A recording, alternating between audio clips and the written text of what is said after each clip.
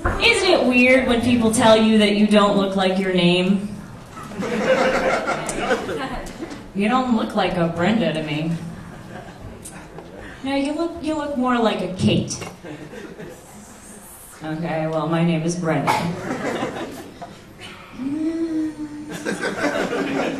Just not seeing it. Or how about people that get so mad if you haven't seen a certain movie? You've never seen The Princess Bride? What is wrong with you? Go see it right now. You want to be like, gosh, I wasn't aware that missing that movie would so negatively affect your life. I'm sorry, I must have been doing something really wasteful at the time, like getting laid. My name is Brenda, and I would like to introduce you to my mother.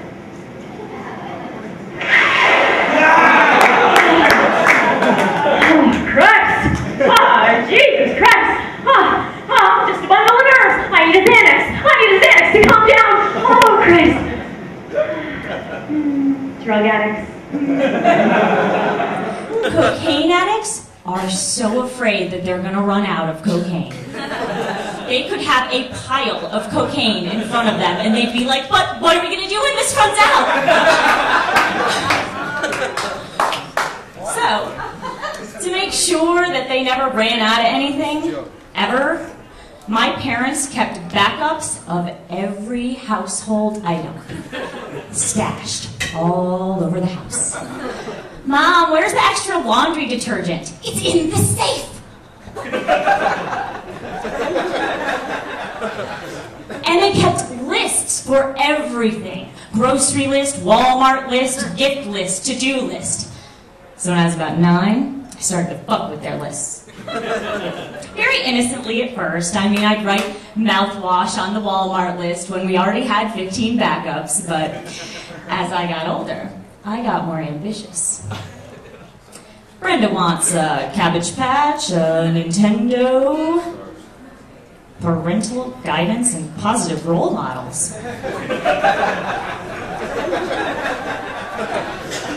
Cocaine addicts have a weird relationship to exercise, too. Cardio's done. Did you ever notice how people on cocaine tend to resemble very small dogs? All wide-eyed and nervous. Speaking of dogs, I'm thinking about getting one. Not with a companionship or unconditional love or whatever, but because people tend to look like their dogs. My plan is to get an Italian Greyhound. So when people say, you know, you kind of resemble your dog, I can be like, thanks. My dog is totally anorexic. Would you like a treat? No, me neither. Oh. So skinny. Is everyone familiar with the term bukkake? Okay, well, for those of you who aren't, it's when several men, usually in the context of a pornographic film, finish on a woman's face. Unlike most women, I find this sexy. Not if it were done to me, then it's just degrading, but if it's done to some random chick with no self-esteem, totally. So I came up with this great idea for a new reality show. Celebrity bukkake. Think about how much money people would be willing to pay to see that done to, like, oh, I don't know, Lindsay Lohan? I would pay all of my money. And that's the greatest part, is that her agent would have to take the offer to her. Hey, Linz, got a rather unusual offer to bounce off you. The good news is they're prepared to pay $650 million. Oh, they want to come on my face. No problem. I don't have the greatest self-esteem. I was the target of a random act of violence recently. Somebody smashed my car windshield while it was parked on the street. And I was convinced that it was somebody trying to tell me that I'm fat. And it's hard, though. It's hard to stay thin. Nicole Richie and Lindsay claim that they lost all of that weight due to stress. Well, sure. I mean, I'd be stressed out too if I had to hide the fact that I was high all the time. My parents. They weren't the best parents in the world, but they also weren't the worst. I wait tables. I have met the worst parents in the world. And I don't mean abusive, lock their kids in a closet parents. I mean new age, let their children make all their own decisions parents. Angel, the waitress is here. You may have anything your little heart desires. I hate you! Imagine that mom giving the birds and bees speech. Angel, one day you may want to experience the physical act of love, and when you do, I hope that you feel close enough to me that you can come to me and we can talk about those feelings.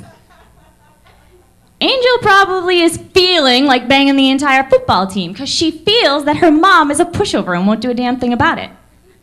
My parents. Brenda, if you have sex, you will get pregnant, you will get an STD, we will disown you and you'll die. Have a good day at kindergarten. Angel, though, probably gets pregnant by the time she's 16. I've never been pregnant, and I've never had an STD. Thanks very much.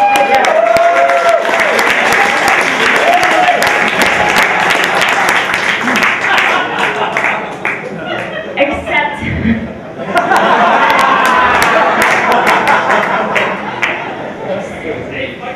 I have the herpes. Not right now. Sometimes I get cold sores in my mouth. And what bugs me about having herpes is that nobody ever told me how easy it is to contract. Did you know you can get it from drinking out of the same glass as someone who has it? We need to raise herpes awareness in this country, you know? Fuck Lance Armstrong, everybody's aware of cancer. I'm sorry about your ball, but we need those little rubber bracelets for herpes. They should be nude colored, and then every once in a while, at random, they'll turn red and get little bumps on them. So I don't know much about religion, but I work with these two Jehovah's Witnesses. They are the hardest working people on the planet, and according to their religion, they don't expect anything in return. Okay, let me get this straight, Maria. So, you'll cover my shifts whenever I want, and I don't even have to buy you a birthday card or get you a Christmas present because you don't celebrate holidays? You are like the perfect slave. This has nothing to do with race. She likes it. So I wait tables, but I don't take it too seriously. Don't you hate the waitresses that do? You know, those overly attentive, phony nice servers? How are we doing over here? Is everybody having a good time? I hope you're saving room for dessert. What is this woman like in her everyday life? Like, during sex, is she like, how are we doing over here? Are we still working on this? Would you mind closing out? I'm almost ready for my break. Thank you very much, guys.